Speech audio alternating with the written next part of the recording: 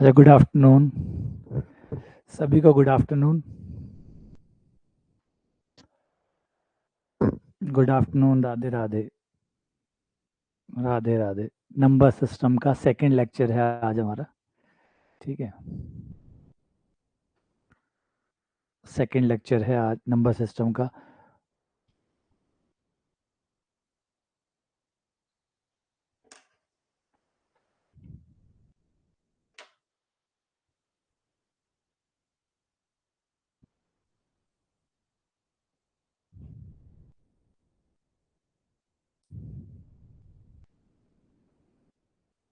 और हाँ, बाकी लोग आ जाइए। जिन लोगों ने टेस्ट दिए हैं, पहले मैं उन लोगों के जो नंबर सिस्टम का जिन लोगों ने टेस्ट दिया है उनमें किसने टॉप किया, किसने अच्छा किया, थोड़ा सा वो आप लोगों को शो कर देता हूँ, है ना। उम्मीद है आप लगभग सभी लोगों ने टेस्ट दिया होगा, और नहीं दिया है तो क्लास ऑफ होने के बाद टेस्ट ज़रूर दे दीजिएगा। शाम तक ये टेस्ट रहेगा, और शाम के बाद में आपका दूसरा टेस्ट जो है, नया टेस्ट जो है वो अपलोड हो जाएंगे। ये टेस्ट आपके लॉक हो जाएंगे। तो मैं अभी आपको दिखाता हूँ कि कौन कौन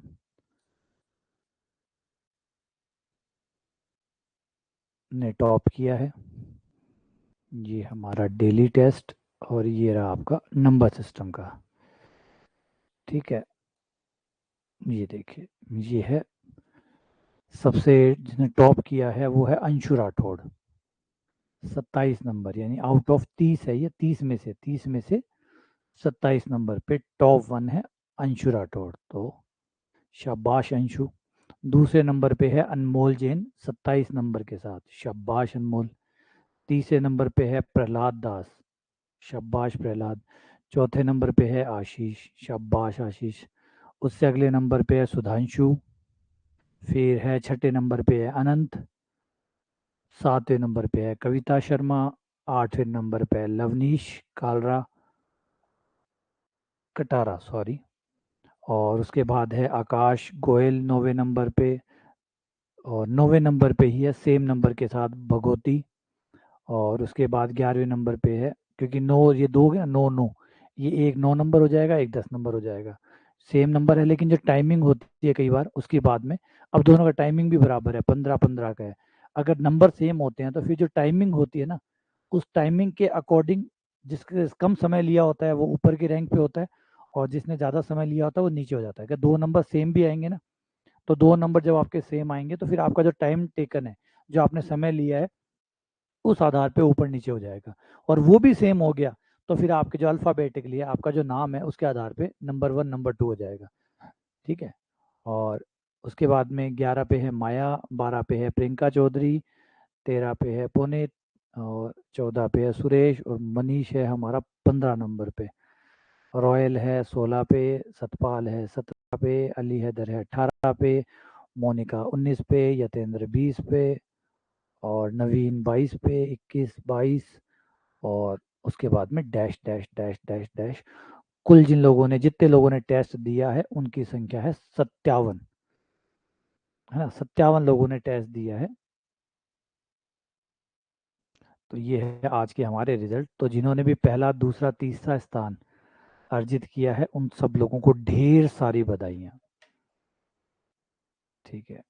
और जिन लोगों ने टेस्ट नहीं दिया है, प्लीज़ टेस्ट दे दे। कृपा करें, हम पे दया करें प्रभु, और टेस्ट दे के हमें कृतार्थ करें। तो जिन लोगों ने भी टेस्ट नहीं दिया है वो टेस्ट ज़रूर दें। और आज आप लोग देख सकते हैं कि जो बैनर जिस कपड़े का बना है उसी कपड़े से मैंने शर्ट बनाई है। देखो, आप देख सकते हो जिससे बैनर बना है एग्जैक्टली शर्ट भी मेरी वैसी है। मजाक कर रहा हूँ, बनाया नहीं है, ये कोइंसिडेंस है। मतलब ऐसा सा बिल्कुल ऐसा लग रहा है मुझे, मैंने स्क्रीन में देखा अभी तो लग रहा है कि एकदम मैच कर रहा है यार, कलर से कलर मैच कर रहा है। तो क्या परफेक्ट मैचिंग मैंने मिलाई है ना। तो चलो मजाक है ये। नहीं, पता नहीं कैसे ऐसे लग रहा था तो एकदम मैच, ऐसे एक ही कपड़े से जैसे ये भी बना है और उससे मैंने शर्ट भी बनवा लिया। कपड़ा बच गया तो जितना बैनर में लगना था बैनर में लग गया, बचे हुए कपड़े की शर्ट बना ली। ठीक है, चलो सबको बधाई, ढेर सारी बधाई। जिन लोगों ने टेस्ट नहीं दिया प्लीज़ टेस्ट देते रहें। और मैट्रिक्स वाला जो रिजल्ट है वो आपको, मैट्रिक्स वाला जब होगा तब मैं आपको बताऊंगा। ठीक है, आइए शुरू करते हैं, प्रैक्टिस स्टार्ट करते हैं। 10 क्वेश्चन कर चुके हैं, अब आगे स्टार्ट करते हैं।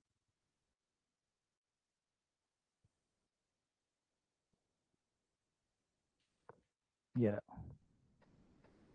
देखो मैं क्वेश्चन पढ़ के सुनाता हूँ पहले, कई बार भाषा थोड़ी अजीब होती है तो ढंग से समझ लो। ये कह रहा है लघुत्तम धन अभाज्य संख्या, सबसे छोटी धनात्मक अभाज्य संख्या जिसका नाम पी है वो आपको बतानी है। इस प्रकार से है, उस पी की जो खास बात है, रिपीट कर रहा हूँ, पी जो है वो सबसे छोटी है, अभाज्य संख्या है और धनात्मक अभाज्य संख्या है। ठीक है, और किस प्रकार से? इस प्रकार से है कि 2 to the power p -1 करने पर आपको जो संख्या प्राप्त होगी वो अभाज्य नहीं होगी। तो बताओ p क्या है? तो बताइए p क्या है?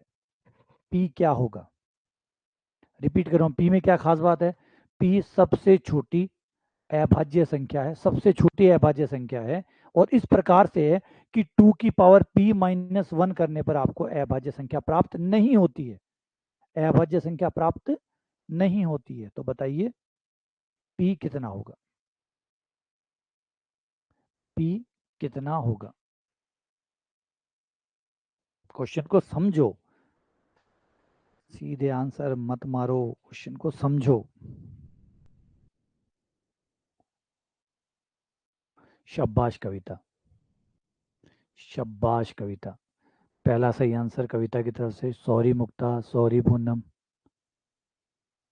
सॉरी अनुराधा। अरे समझो तो सही भाई, सुन तो लो। 2 की पावर p-1 अभाज्य, p अभाज्य हो परंतु 2 की पावर p-1 जो है वो अभाज्य ना हो, वो अभाज्य नहीं होना चाहिए।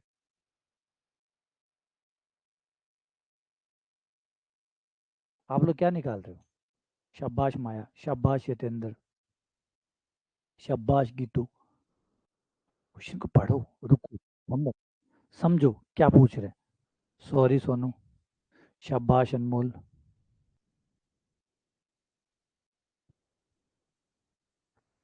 भागवती काफी दिनों बाद में तुम दिखी हो, अब की बार बहुत लंबे टाइम बाद में तुम क्लास में आई हो, शायद मेरे ख्याल से,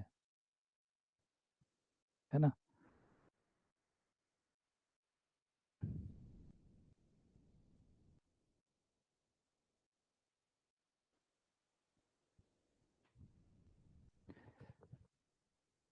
चलो देखो सवाल, देखो क्या कह रहा है और इसका सॉल्यूशन क्या होगा। दे दिया आप लोगों ने आंसर। देखो सबसे पहले सबसे छोटी अभाज्य संख्या जो इन ऑप्शंस में है वो है 5। तो लघुत्तम का है मतलब सबसे छोटी से शुरू करना है, तो 5 से शुरू करके देखो। लेकिन याद रहे 2 की पावर p-1 करने पर अभाज्य संख्या नहीं आनी चाहिए, तब तो हम रखेंगे। तो हमने 5 से शुरू किया, 5 रखा, 2 की पावर 5 -1 जो कि 32 - 1 आया, 31 आया। 31 अभाज्य संख्या होता है, 31 एक अभाज्य संख्या। क्वेश्चन ने बोला अभाज्य संख्या नहीं है, नहीं होना चाहिए, तो ये तो हो रहा है, इसलिए ये तो गलत, पहला ऑप्शन गलत। फिर आते हैं 11 पे। 5 तो सबसे छोटा 5 था लेकिन 5 गलत निकला, 11 ट्राई करो।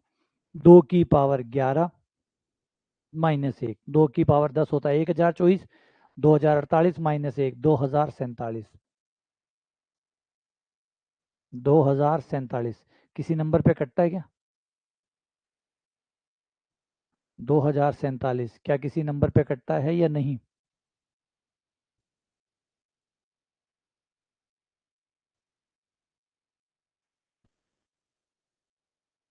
पहले चेक कर लो एक बार, 2047 कटता भी है या नहीं कटता है। तो 2 पे, 3 पे नहीं कटेगा, 4 पे कटना ही नहीं है, 5 पे कटना ही नहीं है, 6 पे, 7 पे चेक करें तो 7 दूनी 14, 63, 17, 7 पे नहीं कटता। 8 पे, 9 पे नहीं कटने वाला है, 9 दूनी 9 पे भी नहीं, 10, 11, 11 पे भी नहीं कटेगा, 12, 13, 13, 7,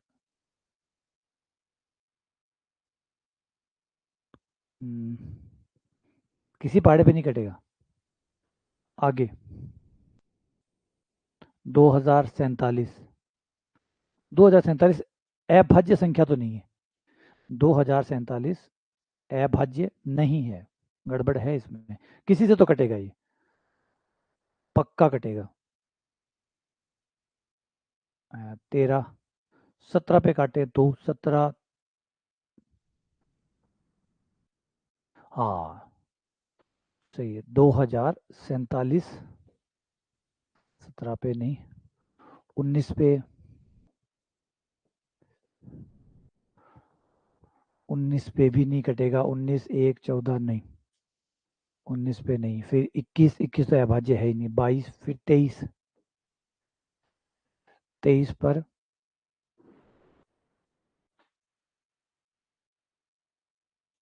बाढ़तियाँ,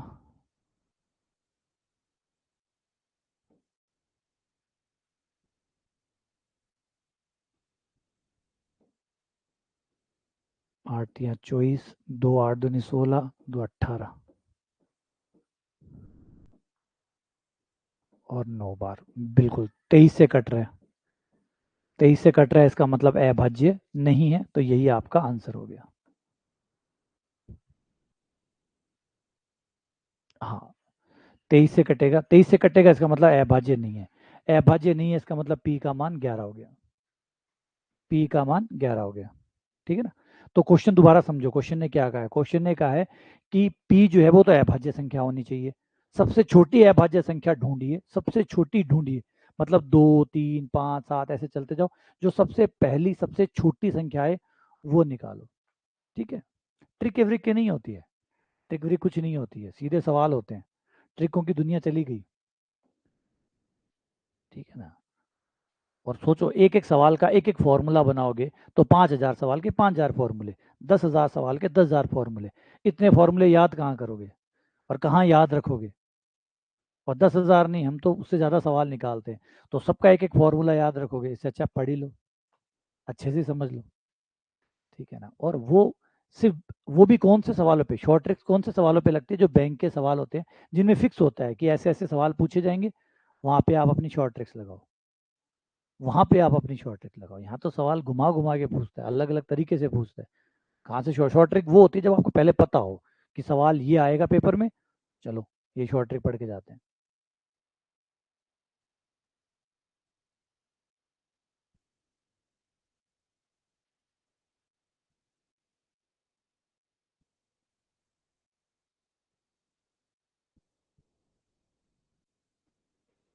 एन के क्या क्या मान हो सकते हैं जिससे ये संख्या, ये संख्या और ये संख्या तीनों ही संख्याएं आपकी अभाज्य संख्याएं आए,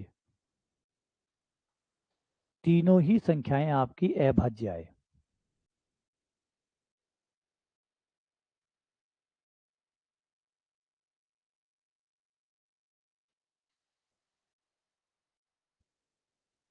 एन के मानों की, एन नहीं पूछा है, एन नहीं पूछा है, एन के कौन कौन से मान, उनकी गिनती गिन के बतानी कितने एन के मान हो सकते हैं जिससे ये तीनों संख्याएं अभाज्य आए, ये तीनों संख्याएं अभाज्य आए, एन ऐसे कितने हैं,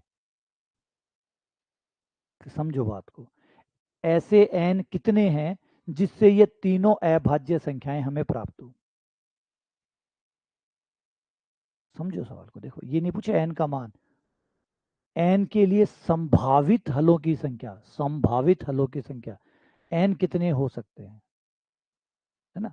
तो ट्राई करके देखो, सबसे पहले एक रख के देखें, एक रख के देखें तो एक रखने पर तो ये आएगा 1 3 और 5, लेकिन एक जो है वो अभाज्य संख्या नहीं होती, इसका मतलब n बराबर एक काम नहीं करेगा, ठीक है। n बराबर 2 ट्राई करें, 2 ट्राई करेंगे तो ये हो जाएगा 2, ये हो जाएगा 4 और वो हो जाएगा 6, 4 और 6 अभाज्य नहीं है, तो ये भी काम नहीं किया।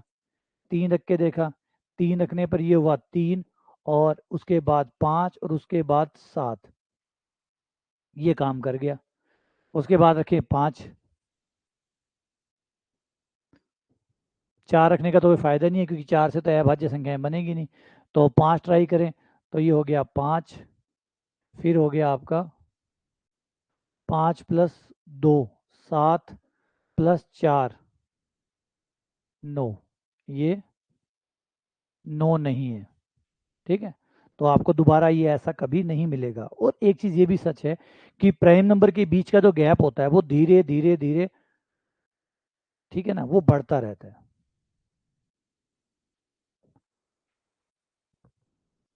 ये मनीष कह रहा है 27 ट्राई करो, तो n बराबर 27 अगर ट्राई करते हैं तो एक हो गया 27, दूसरा हो गया हमारा 29 और तीसरा हो गया 27 और 4 31, 27 खुद ही अभाज्य नहीं है, 27 खुद ही अभाज्य नहीं है। 27 ट्राई कैसे करोगे? 27 तो खुद ही अभाज्य नहीं है ना।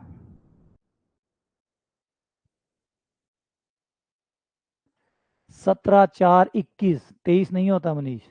क्या कर रहा है मनीष? आज कर क्या रहा है भाई? एन अगर 17 रखें तो पहला 17 आएगा, दूसरा 17 प्लस 2 आएगा जो कि 19 आएगा, अगला 17 प्लस 4 जो कि 21 होता है, 23 नहीं होता, और 21 अभाज्य नहीं है। अच्छा, दीपिका कह रही है 3 11 17, और 3 11 कहाँ से आ जाएगा? N n plus 2 n plus 4 बनाना है। जो भी एन रखोगे उसमें 2 जोड़ना है, फिर 4 जोड़ना है। 3 11 17 कैसे आएगा? यहाँ 3 रखोगे, यहाँ 11 कैसे आ जाएगा? 3 और 2 तो 5 होते हैं, 11 कैसे होने लगे? पहली बार शुरू हुए हैं क्या?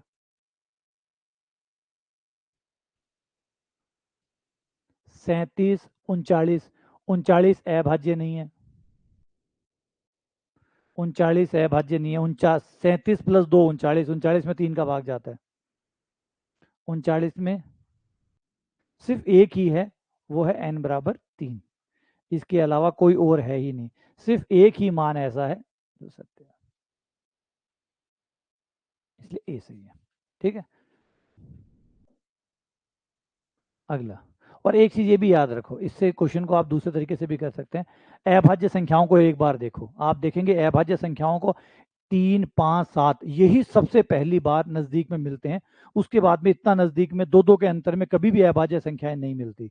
जैसे जैसे आपके नंबर बढ़ते जाते हैं, अभाज्य संख्याओं के बीच का गैप भी बढ़ता चला जाता है। अभाज्य संख्याओं के बीच का जो गैप है वो भी लगातार बढ़ता रहता है। ठीक है ना। चलो,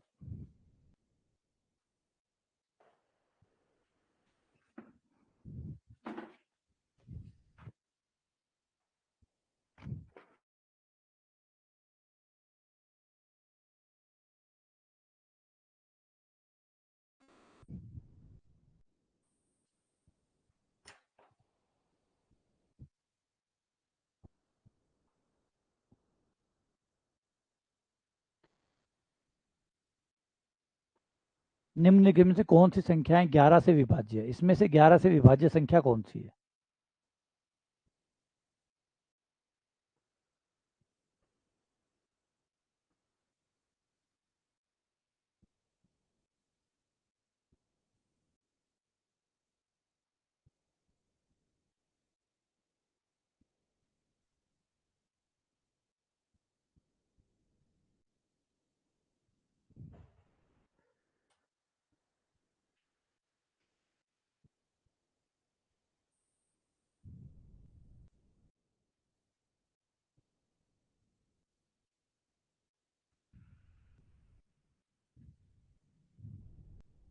11 से भाग जाने के लिए शर्त होती है, वो होती है सम संख्याओं पे जो अंक है, विषम संख्याओं पे जो अंक है, उन सबके योग का अंतर 11 से विभाजित होना चाहिए। तो अगर हम सबसे पहले ए पे ट्राई करते हैं, ए को चेक करते हैं। ए में जो विषम संख्याओं, विषम स्थानों पर है, ये है आपके विषम स्थानों पर। तो 4 और 6 9 10, 10 और 8 18, 18 और 4 22, तो इसमें हो गए 22।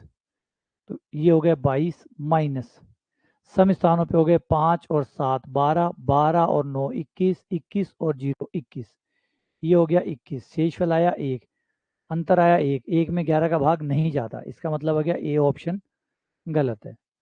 बी ऑप्शन ट्राई करते हैं।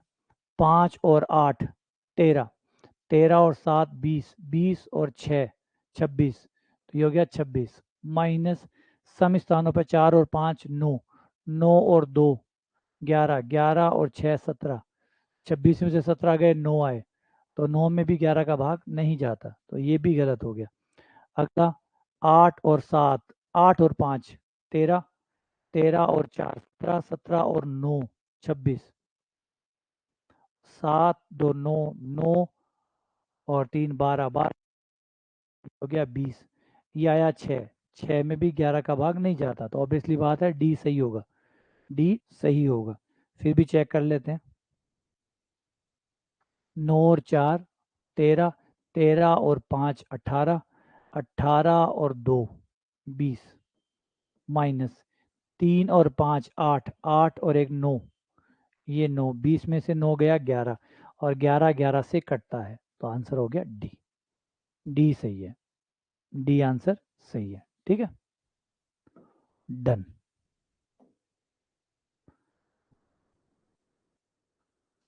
सवाल नंबर 14, ध्यान से करिएगा, बहुत ही अच्छा और ज़बरदस्त सवाल है, बहुत ही शानदार सवाल है। दो अंकों वाली किसी संख्या को जब उसके अंकों के योगफल से और अंकों के गुणनफल से क्रमशः विभाजित किया जाता है तो शेषफल समान आता है, और भाजकों का अंतर, भागफलों का अंतर, जितनी बार भाग गया है उनका अंतर जब निकालते हैं तो वो एक आता है। तो वह संख्या कौन सी है? तो वह संख्या कौन सी है?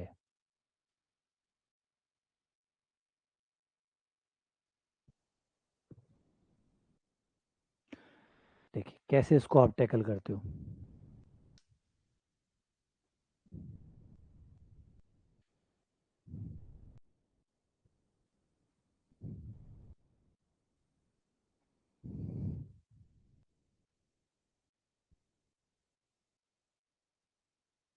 बिल्कुल, बहुत बढ़िया, बहुत बढ़िया आनंद सिंह।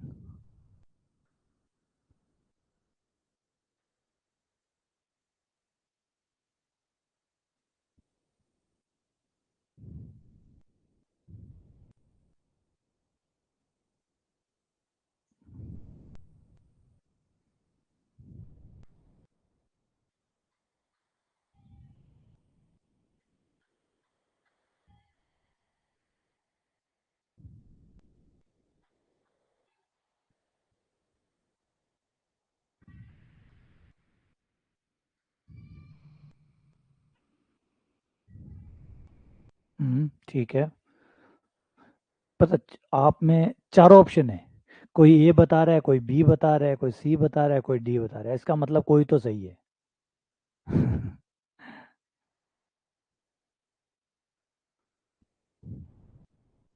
हम्म, कोई ए बता रहा है, कोई बी बता रहा है, कोई सी बता रहा है, कोई डी बता रहा है। मैं वर्ग टू को जब पढ़ाता था लाइव क्लास में, तो मैं उनको हमेशा ये कहता था कि जब शुरुआत में हमने क्लासेस स्टार्ट की थी तब आपके जो ऑप्शंस आते थे ना, कोई ए बताता, कोई बी बताता, कोई सी बताता, कोई डी बताता, हर कोई अलग अलग ऑप्शन चल रहे थे। लेकिन धीरे धीरे जैसे जैसे लाइव क्लासेस चलती है, प्रैक्टिस अच्छी होती है, तो सबके आंसर एक जैसे आने लग गए थे। तो हमारा बड़ा अचीवमेंट यही है।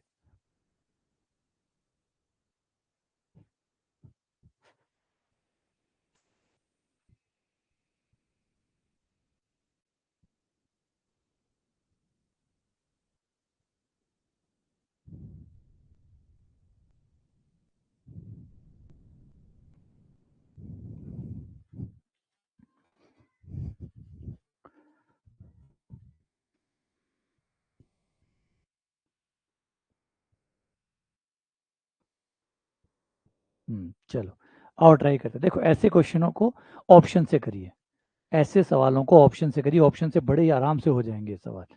ऑप्शन लेते हैं, पहले 14 ट्राई करके देख रहे हैं, ये नहीं कह रहा हूँ आंसर 14 है, ट्राई 14 से कर रहा हूँ। तो उसने कहा कि दो अंकों वाली किसी संख्या को जब अंकों के योग से, एक बार अंकों के योग से, यानी 14 को एक बार 5 से काटें, ठीक है, एक बार 14 को इसके अंकों के गुणनफल से काटें, गुणनफल हो जाएगा 1 × 4, अंकों का गुणनफल हो जाएगा 1 × 4। इस केस में हमारा जो शेषफल आएगा, पहले शेषफल की बात कर लेते हैं, इस केस में शेषफल आएगा हमारा 4, और इस स्थिति में हमारा शेषफल आएगा 2। तो जवाब है अलग अलग आ रहा है, इसका शेषफल 4 आ रहा है, इसका 2 आ रहा है, अतः ए तो पक्का गलत है, क्योंकि क्वेश्चन ने कहा है कि शेषफल सेम आएगा, जो कि नहीं आया है। बी पे ट्राई करते हैं। बी है 23। सबसे पहले तो 23 में भाग देना है अंकों के योग का, अंकों का योग है 5, फिर है गुणनफल का भाग देना है, अंकों का गुणनफल हो जाएगा 2 × 6, 2 × 3 जो कि 6 हो गया। बात करते हैं शेषफल की, शेषफल इस केस में आएगा 3, और इस केस में आएगा हमारा 18, और ये 5 आएगा, तो जवाब है बी भी गलत है। शेषफल अलग अलग आ रहा है, शेषफल अलग अलग आ रहा है, इस केस में आ रहा है 3 और उस केस में आ रहा है हमारा 5, जो कि गलत है। तो बी भी कट हो गया। अब आ जाते हैं सी पे, सी पे ट्राई करते हैं। 32 में 5 का भाग दिया, और 32 में 6 का भाग दिया। 32 में 5 का भाग देते हैं तो शेषफल आता है 2, 32 में 6 का भाग देते हैं तो शेषफल आता है 2, तो भैया शेषफल तो बराबर है। इस हिसाब से तो ऑप्शन काम कर रहा है। लेकिन रुको रुको थमो, अभी एक चीज और है, वो है भागफल। 32 में जब आप 5 का भाग देंगे तो 6 बार जाएगा, और 32 में 6 का भाग देंगे तो भागफल 5 बार जाएगा। दोनों को घटाने पर एक आ रहा है, एक ही आना चाहिए, हाँ एक ही आना चाहिए। इसका मतलब सी जो है वो सही है। बिल्कुल, जिन लोगों ने सी आंसर दिया है उन्होंने सही दिया है। ठीक है, सही है। आगे बढ़े, आगे चलिए। अगला क्वेश्चन, इन पर विचार करिए। निम्नलिखित कथनों पर विचार करिए। पहली बात, ये जो 7, 7, 1, 0, 3, 1, 2, 4, 0, 1, 11 से भाज्य है। 173 एक अभाज्य संख्या है। इन दोनों कथनों में से कितने कथन सही है? केवल एक सही है, केवल दो सही है, केवल एक और दो सही है, और ना एक ना दो, दोनों ही गलत है। सही क्या है?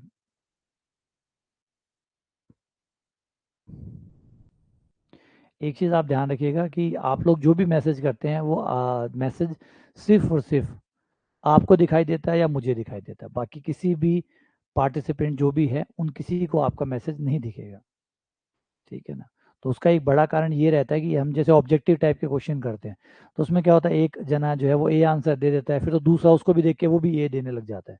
अगर मान लीजिए वो बी देने वाला था तो उसे लगा अच्छा मनीष ए दे रहा है, तो चलो अपन बी बी हटा के ए कर देते हैं।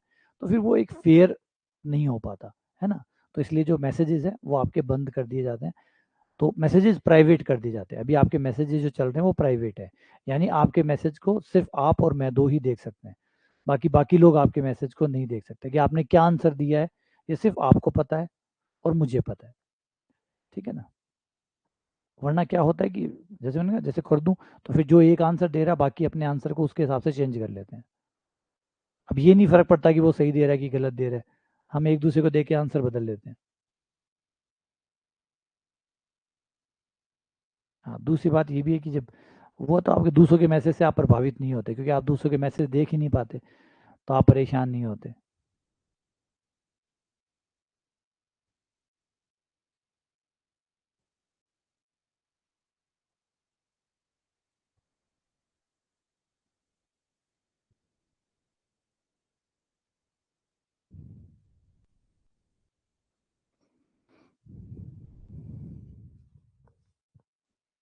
ठीक है, आ जाओ देखो। सबसे पहले इसे देखो कि 11 का भाग जाता है या नहीं जाता। 7 और 1 8, 8 और 3 11, 11 और 2 13, 13 और 0 13 हो गया। ये हो गया 13। 7 और 0 7, 7 और 1 8, 8 और 4 12, 12 और 1 13, 13 में से 13 गया, 0 आया, 0 11 से कटता है। बिल्कुल सही, प्रथम कथन सही है। दूसरा कथन है 173। क्या 173 अभाज्य संख्या है?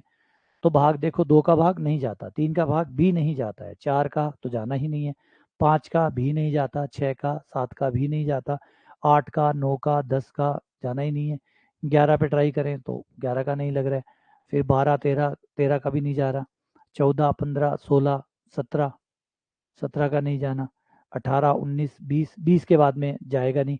क्योंकि अच्छा 20 के बाद में क्यों नहीं जाएगा, 20 से ऊपर क्यों नहीं चेक कर रहे हम? कोई बता सकता है कि 20 से ऊपर चेक करने, 23 से चेक करने की जरूरत नहीं है आपको? कोई बता सकता है कि 20 से ऊपर चेक करने की क्यों जरूरत नहीं है? 20 छोड़िए, 18 देखिए, 18 से ऊपर आपको चेक करने की जरूरत नहीं है। बता सकते हैं क्यों? ट्राई करो। इस बात का सवाल को एक बार छोड़ो, सिर्फ ये बता दो कि आपको कैसे पता चलेगा कि 18 के बाद चेक करने की जरूरत नहीं है? 18 के पहाड़े के बाद, 18 नंबर के बाद चेक करने की जरूरत नहीं है।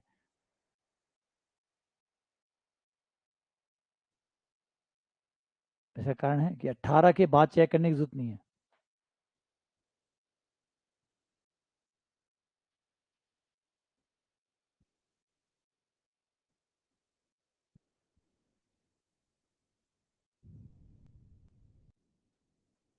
शाबाश, ये भी बढ़िया बात कही। ये भी बढ़िया है। ठीक है। हाँ, शाबाश। हाँ, बढ़िया। अच्छा, 18 नहीं है, आपको 13 से ऊपर जाने की जरूरत नहीं है। 13 से भी ऊपर जाने की जरूरत नहीं है। है ना, 13 से ऊपर जाने की जरूरत नहीं है। 13 से ऊपर चेक करके देखो ही मत कि भाग जाता है नहीं जाता, 13 से ऊपर किसी का भाग नहीं जाएगा। क्यों नहीं जाएगा समझो। देखो अगर मान लो 13 का भाग इसमें जाता है, सुनना बात को, अगर 13 का भाग इसमें जाता है तो 13 का भाग जो भी जाएगा वो एक बार, दो बार, तीन बार, चार बार, पांच बार, छह बार, 10, अगर 13 से 13 का भाग 13 बार जाएगा तो 169 हो जाएगा। यानी 173 तक आप पहुंच गए, 13 का भाग 13 बार जाएगा तो यानी एक टुकड़ा 13 आएगा तो दूसरा भी 13 आएगा। ठीक है ना। अब जैसे ही 14 आएगा ये 173 को पार कर जाएगा, यानी जो भी दो टुकड़े बनेंगे वो टुकड़े 13 से छोटा होंगे, वो टुकड़े 13 से छोटे होंगे। ध्यान से समझो बात। अब आपके छोटे, अब जो भी टुकड़ा बढ़ेगा, अगर ये बढ़ेगा तो ये आपका 13 से छोटा होता चला जाएगा। मान लो ये 14 हुआ, तो अब ये क्योंकि छोटा होने पड़ेगा आपको 173 से नीचे, समझ रहे हो, 173 पे है, 173 से ऊपर तो जाना ही नहीं है ना। तो अगर ये 14 होगा तो इसको कम होना पड़ेगा, ये होगा 12। ये अगर 15 होता है तो इसको होना पड़ेगा 11, तो इसको और कम होना पड़ेगा। तो इससे ऊपर भाग जाने की संभावना नहीं है। और 13 तक आप देख चुके हो, तो 13 तक आप गए हो तो आप 12 पे भी गए होंगे और आप 11 पे भी गए होंगे, तो 12 11 वाला भाग तो आप पहले ही चेक कर चुके हैं, तो ये भाग तो अपने आप ही चेक हो गया। तो अगर आप यहाँ 16 पे पहुंचोगे तो यहाँ 10 पे, और ये 10 का, 11 का, 12 का और 13 का चेक हो गया। तो 13 तक का पहाड़ा आपको लास्ट चेक करना है। अगर 13 तक के पहाड़े पे कट गया तो कट गया, वरना फिर कभी नहीं कटेगा। और 13 तक ये नहीं कट रहा है, इसका मतलब है कि ये अभाज्य संख्या। बात समझ रहे हो आप कि खेल क्या है ये, कैसे आप चेक करते हो कि कोई संख्या अभाज्य है या नहीं है। अभाज्य चेक करने के लिए मान लीजिए 173 है, क्या 173 को अभाज्य संख्या चेक करने के लिए क्या हमें सारे भाग देने पड़ेंगे, 172 तक सब भाग देके देखने पड़ेंगे? जवाब है नहीं, ऐसा नहीं करना पड़ता। अगर कोई नंबर है जिसको देखना, उसके नजदीक वाला नंबर देखो जो स्क्वायर है, और उसका स्क्वायर निकाल लो, वो जो नंबर है वहां तक ही भाग देके देखना पड़ता है, उससे ऊपर नहीं देखना पड़ता। जैसे 173 है, 173 जो है उसके नजदीक आता है 169, जो कि वर्गमूल होता है 13 का। यानी आपको 13 तक का भाग जो है वही देखना है, 13 से पहले चेक करने की जरूरत, 13 के बाद चेक करने की जरूरत नहीं है।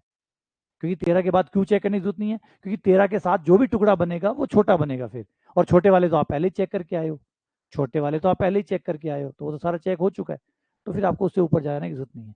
तो ये तरीका होता है तय करने का कि कैसे अभाज्य संख्या है या नहीं है। तो 173 अभाज्य संख्या है, कथन एक और कथन दो दोनों सही है। ठीक है।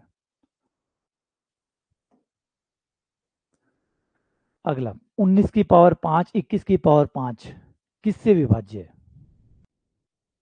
ये किससे कटेगा? 19 की पावर 5 और 21 की पावर 5 किससे कटेगा, किससे विभाज्य है?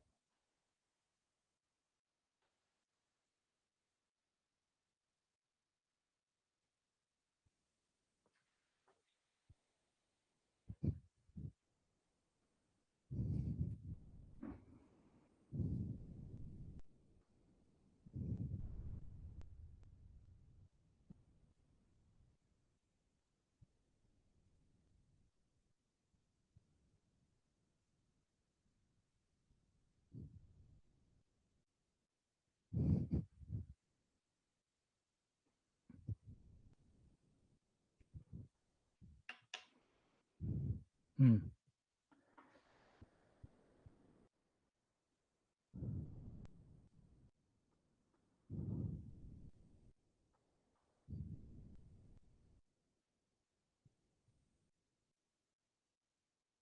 शाबाश, बढ़िया, सही है, सही है। क्या है ये, किस पे है ये? हमारा नियम कहता है कि a की पावर n प्लस b की power n a plus b से विभाजित होता है।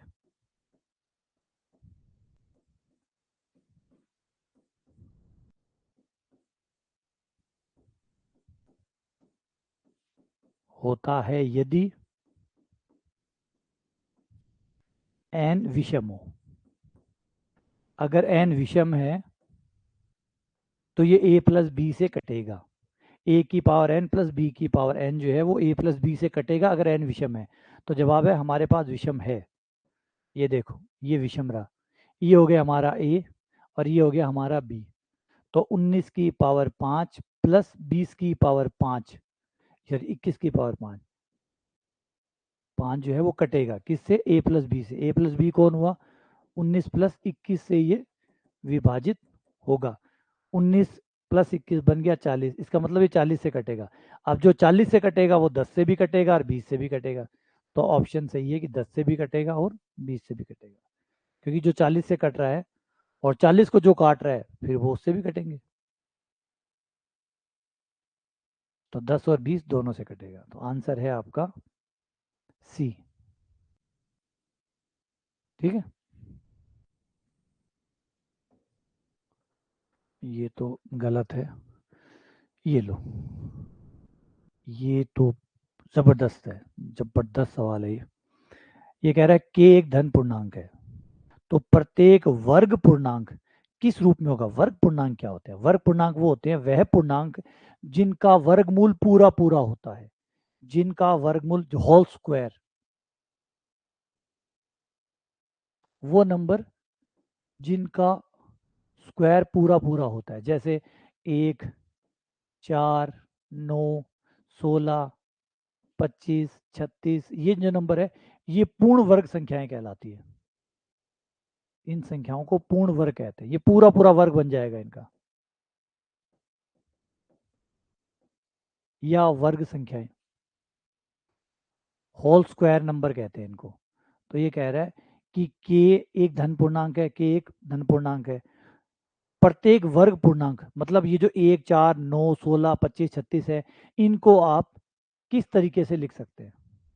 चाहे वो 9 हो, चाहे 16 हो, चाहे 25 हो, आप इनमें से कौन सा रूप है जिससे आप किसी भी नंबर को बना सकते हो?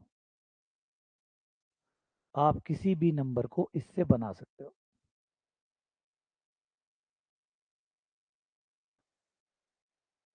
जबरदस्त सवाल है, शाबाश अनंत, बढ़िया, बहुत बढ़िया, अति उत्तम। क्या कमाल का सवाल बना, सोचो मतलब कितना गहरे सवाल है इसमें, बड़े गहरे। और ये जो सवाल अभी हम कर रहे हैं ना, याद रखिएगा ये सवाल सिर्फ और सिर्फ इस सिलेबस तक ही सीमित नहीं है, ये सवाल आपको हर जगह मिलेंगे। आप किसी भी कंपटीशन, आप रीट की तैयारी करो, आपको वहाँ तैयार मिलेंगे। आप सी टेट की तैयारी करो, ये आपको सी टेट में मिलेंगे। आप नेट की तैयारी करो, नेट के अंदर जो सेक्शन ए आता है, फर्स्ट सेक्शन ए आता है, वहाँ आपको ये मिलेंगे। आप सी डी एस की तैयारी करो, आपको ये वहाँ मिलेंगे। ठीक है, आप और जो नॉर्मली वर्ग टू है एमपी का, मध्य प्रदेश का, वहाँ जाओ, वहाँ भी ये मिलेंगे। तो ये चीज़ एक जगह नहीं है। आप दिल्ली में, अच्छा दिल्ली में जाओ, दिल्ली में यही मिलेंगे, दिल्ली ईएमआरएस में तो है ही। तो ये बहुत जगह है ये चीज़ें, इन चीज़ों से पीछा नहीं छुटाया जा सकता।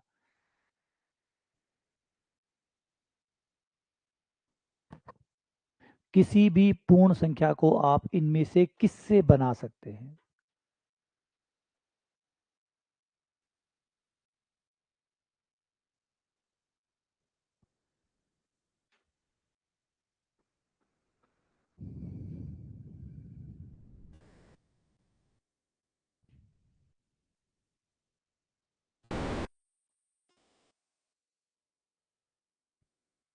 ध्यान से देखो, ध्यान से देखो।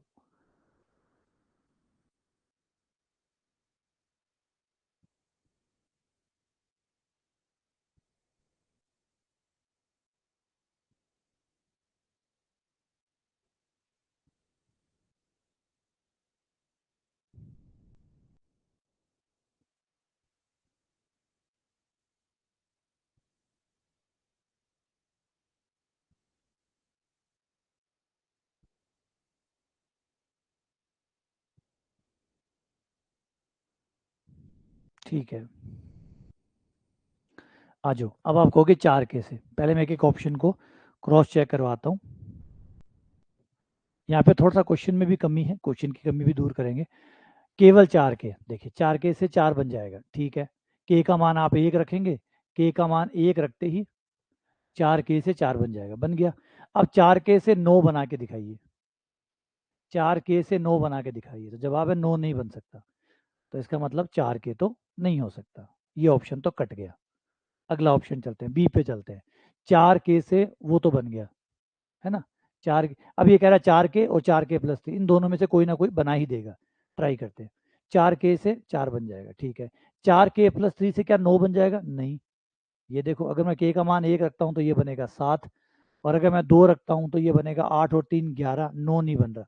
9 नहीं बन रहा, इसका मतलब बी ऑप्शन गलत है। सी ट्राई करते हैं। सी से वो 4 के नहीं बन रहा है, सी से 4 नहीं बन रहा है, के का मान क्या रखूंगी 4 बन जाए, नहीं बन रहा, तो सी से 4 नहीं बन रहा। अब इससे ट्राई करते हैं, तो के का मान 1 रखूंगा तो 4 बन जाएगा, के का मान 2 रखूंगा तो 9 बन जाएगा। ये देखो, इससे देखो, के का मान 1 रखते ही ये 4 बना देगा, और ये आपका के का मान 2 रखते ही ये 9 बना देगा, ये वाला बना देगा। किसी से भी बना चाहिए, या लिखाओ ना, या का मतलब इन दोनों में से कोई ना कोई बना देगा आपके नंबर को। के बराबर रखने पर 3 रखने पर 12 और 1 13, ये 13 बना देगा, 3, और फिर इसके बाद 16 बनाना है, 16 4 से बन जाएगा, 16 4 से बन जाएगा, और ये बना देगा 16 को, 25 को ये बना देगा, 6 चौक 24 प्लस 1, के का मान 6 रखो, के का मान 6 रखते ही ये बना देगा। ठीक है ना, बन रहे। हाँ, इसमें थोड़ी सी प्रॉब्लम है, ये कह रहा है कि के जो है वो धन पूर्णांक है, धन पूर्णांक 1 से शुरू होते हैं, और 1 से शुरू होते हैं तो ये 1 को नहीं बना सकते, 1 को नहीं बना सकते, तो यहाँ पे थोड़ा नाम चयन होना चाहिए था, और ये होना था अऋणात्मक पूर्णांक है, तब जीरो भी शामिल हो जाता, अऋणात्मक नॉन नेगेटिव, अऋणात्मक पूर्णांक, अब परफेक्ट होता, non negative integer, non negative integer मतलब नेगेटिव नहीं है, नेगेटिव नहीं है इसका मतलब जीरो भी चलेगा और प्लस के भी चलेंगे, तब आप के का मान 0 रखते, और के का मान 0 रखने पर 1 बन जाता, तो ऑप्शन हो जाता डी। तो सही आंसर हो जाएगा डी, लेकिन क्वेश्चन को थोड़ा ठीक करने के बाद। ठीक है, इसमें के जो है वो धन पूर्णांक लिखा हुआ है, धन पूर्णांक नहीं होना चाहिए, के होना चाहिए था, के एक अऋणात्मक पूर्णांक है, अऋणात्मक मतलब माइनस का नहीं हो सकता, माइनस का नहीं हो सकता इसका मतलब जीरो हो सकता है, प्लस का 1 प्लस का 2 प्लस का 3 प्लस का 4 हो सकता है, ये कोई भी चीज हो सकती है। अब इससे आप किसी भी पूर्ण वर्ग संख्या को बना सकते हो, 4 के और 4 के प्लस 1 से, ध्यान दीजिए, 4 के और 4 के प्लस 1 से आप किसी भी संख्या को इनमें से बना सकते हैं। ठीक है ना, क्लियर है भाई, बाकी समझ में आ रहा है ना ये चीज कैसे बन रही है।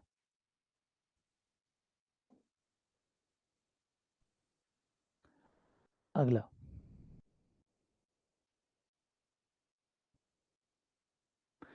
इसे भी ध्यान से देखिए, क्वेश्चन 3k+1 के रूप में प्रत्येक अभाज्य संख्या को, जो 3k+1 के रूप में कोई भी अभाज्य संख्या हो, प्रत्येक अभाज्य को 6m+1 के रूप में कब लिखा जा सकता है,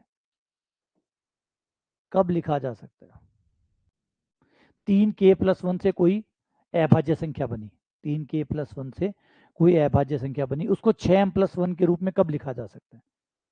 3k+1 से बनने वाली हर संख्या को 6m+1 के रूप में, यानी 6 के गुणज +1 करके लिखा जा सकता है। कब लिखा जा सकता है, जब केस विषम हो, केस सम हो।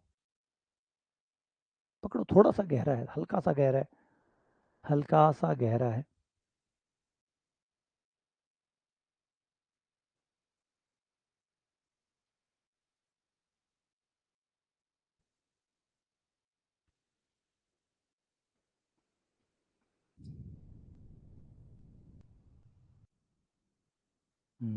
ठीक है, ठीक है।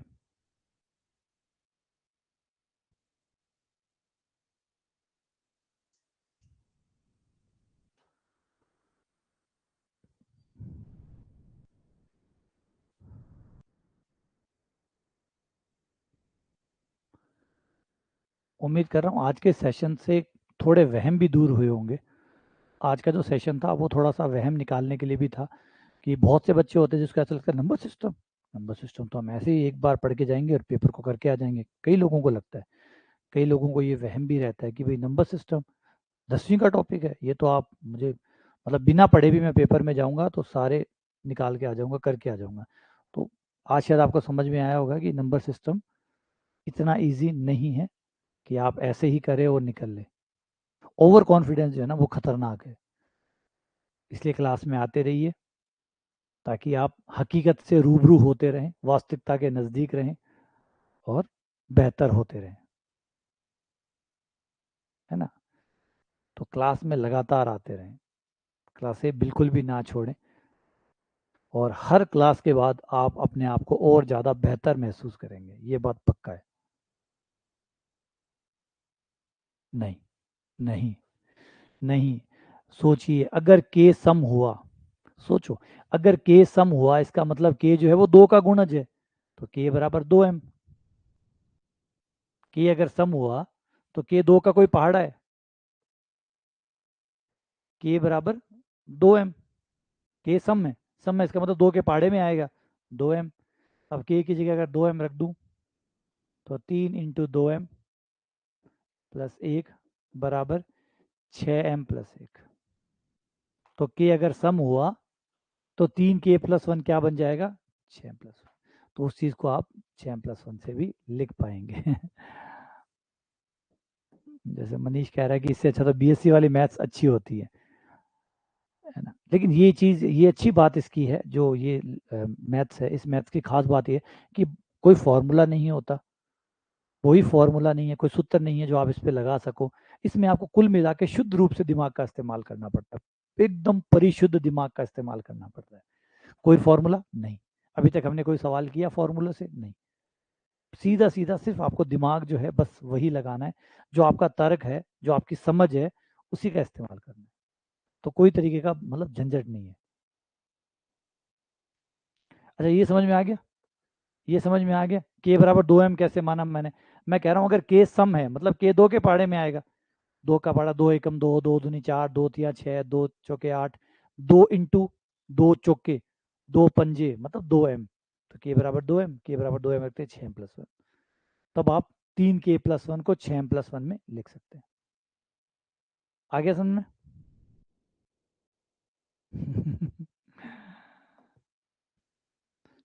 थोड़े से स्तब्ध है आप, है ना।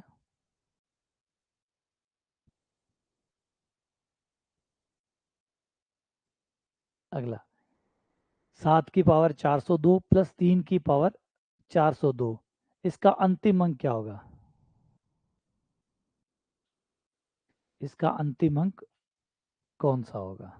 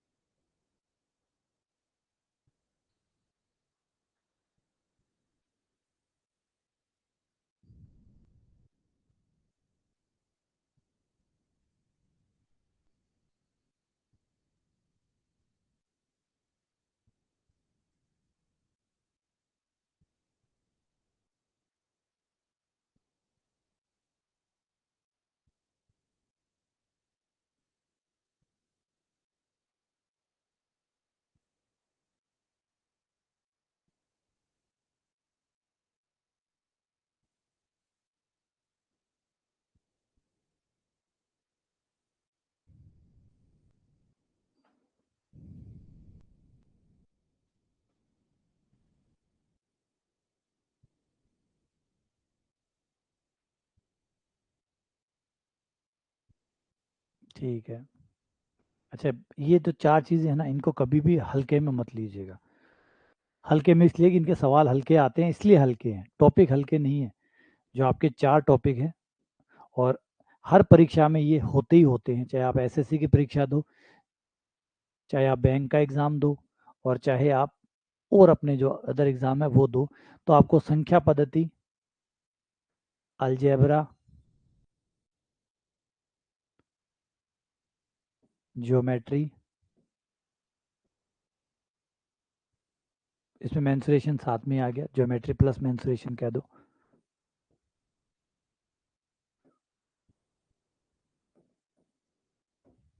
और एक टॉपिक और होता है जो यहाँ पे शामिल नहीं किया गया, वो होता है कॉम्बिनेटरी।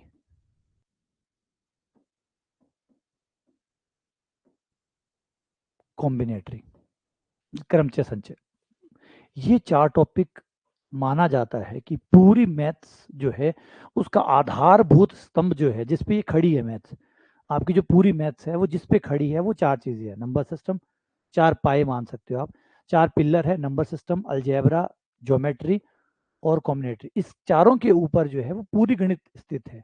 और जो हमारा दुनिया का सबसे टफेस्ट एग्जाम है, सबसे सबसे toughest, IMO, international mathematics olympiad, IMO, ये ओलंपिक के जैसा ही होता है, जैसे ओलंपिक खेल में होते हैं वैसे मैथ्स के अंदर ओलंपियाड होता है, इसमें भी गोल्ड, सिल्वर और ब्रॉन्ज मिलते हैं। IMO, international mathematics olympiad. अब आप IMO का जब सिलेबस देखेंगे तो आप सरप्राइज हो जाएंगे, सिर्फ ये 4 ही टॉपिक है उसमें, सिर्फ ये 4 टॉपिक है। इन 4 टॉपिक का पूरी दुनिया भर के जितने भी मैथ्स को बहुत अच्छे से समझते हैं, करते हैं, उन्हों का एग्जाम होता है इन 4 टॉपिक पे। बस ये 4 टॉपिक के ऊपर ही आपकी परीक्षा होती है। और IMO तो पूरा वर्ल्ड का हो गया, इंडिया का भी होता है INMO, Indian mathematics olympiad, INMO, जिसमें हमारे इंडिया जितने भी राज्य से लोग आते हैं उन सब का एग्जाम होता है, जिसे INMO कहते हैं, इंडियन मैथमेटिक्स ओलंपियाड। और उससे पहले RMO होता है, रीजनल मैथमेटिक्स ओलंपियाड। जैसे राजस्थान है तो राजस्थान की जितनी भी स्कूलें हैं उसमें जो मैथ्स के बहुत अच्छे अच्छे स्टूडेंट हैं उनका एक रीजनल लेवल पे ओलंपियाड होता है, RMO।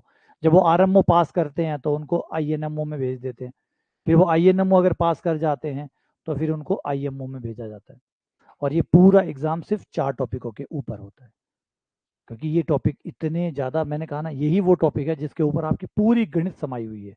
तो अगर ये टॉपिक आपको समझ में आ गए तो यूँ समझिए कि आपको गणित समझ में आ गए, और गणित का कोई भी टॉपिक आपको परेशान नहीं कर सकता।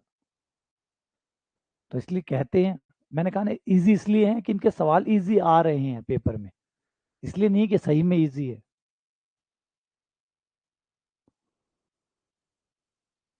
है ना। पेपर में ईजी आना और टॉपिक का ईजी होना, दोनों बातों में अंतर है। आ जाओ अभी से समझते हैं इकाई का अंक। देखो, 7 की 7 एकम 7, 7 का पहाड़ा, 7 का स्क्वायर करें तो 49 आएगा, 49 आते ही इकाई का अंक 9 आ जाएगा। 7 को 3 बार करते ही 343 आएगा, 343 करते ही इकाई का अंक 3 आ गया। और 7 को 4 बार बोलने पर ही आ जाएगा 7 या 21, इकाई का अंक 1 आ जाएगा। फिर जो भी आएगा सो आएगा, हमें चाहिए ही नहीं, हमें तो इकाई का अंक चाहिए। यानी 7 की पावर 4 करते ही इकाई का अंक 1 आ जाएगा। तो बस इसको तोड़ लो, इसको ऐसे तोड़ लो, 7 की पावर 400 इंटू 7 की पावर 2, ये लो। ऐसे ही 3 की पावर 400, 3 का हिसाब किताब देखो, 3 की पावर 1 करने पर 3 आता है। हमें इकाई का अंक चाहिए, हमें ये नहीं चाहिए कि नंबर कितना आएगा। देखो लिखा पड़ा अंतिम अंक, अंतिम अंक का मतलब इकाई का अंक, यूनिट डिजिट। जब आप इस पूरे नंबर को सॉल्व करोगे तो इकाई का अंक मतलब यूनिट डिजिट क्या आएगा ये पूछे। 3 की पावर 2 9 हो गया, 3 की पावर 3 27 हो गया, 27 होते इकाई का अंक 7 आ गया। 3 की पावर 4 81 होता है, 81 होते इकाई का अंक 1 आ गया। ठीक है ना। तो बस यहाँ पे भी हमें 3 की पावर 4 पे ये कमाल हो रहा है, तो इसको भी ऐसे ही करेंगे, 3 की पावर 400 इंटू 3 की पावर 2, इसे लिख लिया 7 की पावर 4 की पावर 100 इंटू 49 प्लस 3 की पावर 4 की पावर 100 इंटू 9। 7 की पावर 4, 7 की पावर 4 आएगा तो बहुत बड़ा नंबर, लेकिन हमारा इंटरेस्ट है इकाई के अंक पे। इकाई के अंक पे होना क्यों इंटरेस्ट है, एक कमाल की बात यह है कि इकाई के अंक को इकाई के अंक ही बनाते हैं, इकाई के अंक को इकाई के अंक ही बनाते हैं। समझो बात को, आइए जैसे समझाता हूँ। मान लीजिए एक नंबर, एक दूसरा नंबर, एक तीसरा नंबर, एक चौथा नंबर है, ठीक है। आप इनको जोड़ रहे हो, आप इनको जोड़ रहे हो, तो जोड़ने के बाद जो भी आंसर आएगा उसका इकाई का अंक क्या आएगा, वही आएगा जो इनके इकाई के अंकों का जोड़ होगा। यानी इकाई के अंकों की खासियत ये होती है कि इकाई के अंक मिलके ही इकाई का अंक बनाते हैं। ये गुणा में भी होता है। आप 27 को 28 से गुणा करो, इकाई का अंक क्या आएगा, वही आएगा जो इकाई के अंकों ने गुणा करके बनाया है। 8 सत्ते 56, 56 का 6। तो ये है इकाई के अंकों का कमाल। इकाई के अंकों को इकाई के अंक ही बना सकते हैं, उसे कोई और नहीं बना सकता। दहाई का अंक तो इकाई का और दहाई का दोनों मिलकर बना सकते हैं, लेकिन इकाई के अंक को सिर्फ इकाई का अंक ही बनाता है। तो 7 की पावर 4 का इकाई का अंक हो गया 1, 1 की पावर 100 1 हो गया, 49 में इकाई का अंक हो गया 9, 3 की पावर 4 इकाई का अंक हो गया 1, 1 की पावर 100 1 हो गया, ये 9 हो गया, 9 और 9 18 आ गया, 18 में इकाई का अंक क्या हुआ 8। तो जवाब है 8।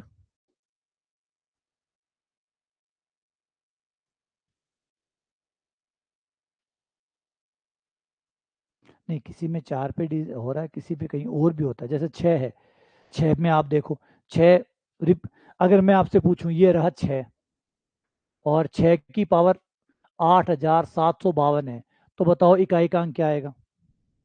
6 की पावर 8752 है, इसमें इकाई क्या आएगा? तो जवाब है 6 आएगा।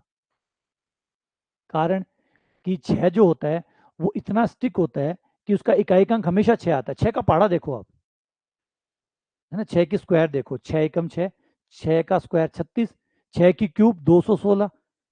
गौर करो, उसमें इकाई हमेशा 6 रहता है। 6 में हमेशा इकाई 6 रहता है। तो इस वजह से 6 पे कितनी पावर कर लो उसका इकाई हमेशा 6 रहेगा। तो किसी में किसी पावर पे रिपीटेशन होता है, किसी में किसी पावर पे होता है। ठीक है, आ गया समझ? तो हर नंबर की अपनी खासियत है, ऐसे नहीं कि एक एक से ही चला दे हम कि सब पे 4 4 पे आ जाएगा, एक नहीं आएगा। किसी के 4 पे आ रहा है, किसी का 3 पे आएगा, किसी के 2 पे आएगा, किसी में तो 6 चेंज ही नहीं हो रहा, 6 में कभी 6 ही चेंज नहीं होता। तो ये है अलग अलग। चलो, उम्मीद करता हूँ सेशन ज़बरदस्त रहा होगा, धमाकेदार रहा होगा। पहली बार आपको ये समझ में भी आया होगा कि नंबर मजाक तो नहीं है ना। 10वीं के टॉपिक भी मजाक नहीं है, और सही में इस बार मजाक नहीं था। इस बार आरपीएससी के अंदर जो 10th के क्वेश्चन आए थे वो अच्छे खासे आए थे, अच्छे खासे क्वेश्चन आए थे। कुछ क्वेश्चन ऐसे हैं जो अभी भी डाउटफुल है, अभी भी 10th के ऐसे क्वेश्चन हैं जो डाउटफुल है, परेशान करते हैं। तो ना, कमाल के क्वेश्चन थे। तो ये थोड़ा सा आपको थोड़ा सा महसूस हो जाए कि 10th को हल्के में ना लीजिएगा। 10th सही में सीरियस लेने लायक टॉपिक है। ऐसे नहीं कि 10th के टॉपिक अपन सोचें कि चलो इनको तो पढ़ने की जरूरत ही नहीं है, सिर्फ बीएससी पे ध्यान दो। 10th के आरपीएससी में 11 क्वेश्चन आए थे, 10th के। और किसी भी एग्जाम में चले जाइए, 10th का भी एक अच्छा खासा प्रतिशत, आप डीएसएसबी में उठा लीजिए, आप ईएमआरएस में उठा लीजिए, सब में 10th का एक अच्छा खासा प्रतिशत आता है। और लोग 10th को बहुत हल्के में लेते हैं, और फिर वो एग्जाम में जाके पता चलता है कि इतना हल्के में नहीं लेना चाहिए था। तो इसीलिए आज का सेशन यही था, आपकी आंखें खोलने के लिए। उम्मीद करता हूँ खुल गई होगी, है ना। तो ज़रूरी है कि 10th को भी उतना ही टाइम दे, इसीलिए 10th के लिए एक सेपरेट सेशन लगाने का, इसीलिए मैंने सोचा कि 10th को अलग से एक सेपरेट सेशन दे, ताकि 10th मजाक मजाक में ना निकल जाए। 10th जो है वो मजाक मजाक में ना निकल जाए, बच्चा ये सोचे 10th की टॉपिक है पढ़ लूंगा, कभी पढ़ लूंगा। तो कभी पढ़ लूंगा ना रहे, वो उसको भी उतना ही ध्यान दे। बिल्कुल आते हैं। ठीक है, चलो मिलते हैं आप लोगों से फिर से दोबारा से शाम को 6 बजे, मैट्रिक्स के साथ दोबारा मिलते हैं। ठीक है।